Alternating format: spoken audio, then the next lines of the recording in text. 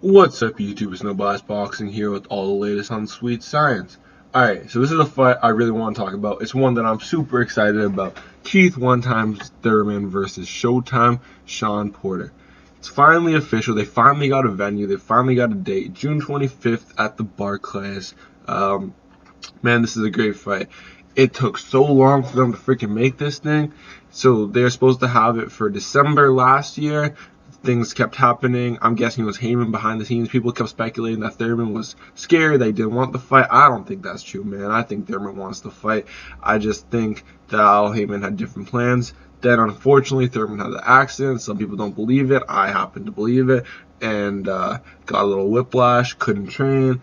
Here we are, June 25th, fight's finally happening. Let's hope it freaking goes down this time. We're like 2 months away, almost to the date. They just had their first press tour yesterday. If you've watched any interviews with Thurman or with any of the Porters, Kenny Porter or Shawn Porter, you would know that Thurman and Porter, they go way back. They're friends in the amateur. They train together as amateurs.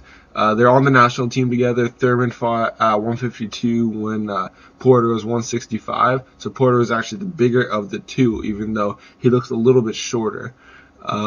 They sparred together, being that they were close in weight, so they know each other very well. They're respectful to each other, and Thurman even said at the press tour, he's like, "You're my friend, but I'm gonna try my best to knock you out." That's what we like to see, man. We don't want to see that, oh, we're brothers, we don't want to fight, like lots of boxers have, man. Like Timothy Bradley, Terrence Crawford, for example. Like, unless you're biological brothers like the Klitschko brothers, you should be able to put that stuff aside and fight. Yeah. Anyway, so about the fight itself. It seems like Thurman's going to be the favorite going in, but I actually give the edge to Shawn Porter, man. Thurman, he has lots of knockouts. He officially is 26-0 with 22 knockouts, but it seems like whenever he fights someone that has a little bit of a pushback, he goes completely defensive and he boxes. And it's not that there's anything wrong with that. I just don't see him stopping Shawn Porter.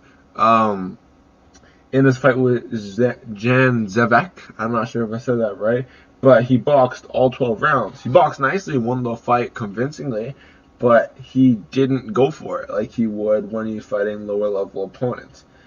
Even in Leonard Bundu, he knocked down the first round, then decided to play it cautious and move around. Robert Guerrero, he's a little more aggressive, but still took him 12 rounds. So pretty much what I'm saying is anytime Thurman really steps it up, it seems like his power is going to be as much of a factor. The thing with Thurman is he boxes, but I don't know. He doesn't box like a Guillermo Rigondeaux would box or Floyd Mayweather would box, where he's always ready to counter and he's always ready to pull the trigger as you're rushing it. It seems like he's either moving or he's attacking. All he's doing, it doesn't seem like there's any counter punching in there. And I believe that's going to be his downfall when he fights Shawn Porter. Shawn Porter, obviously, I think Shawn Porter is going to have to be aggressive in this fight. Him and his dad have been saying that he can box. He has the skills to box. In his little exhibition fight that he did with Leonardo Tyner, he was boxing. So I guess he can box a bit, but that's not going to be the way they win this fight, in my opinion.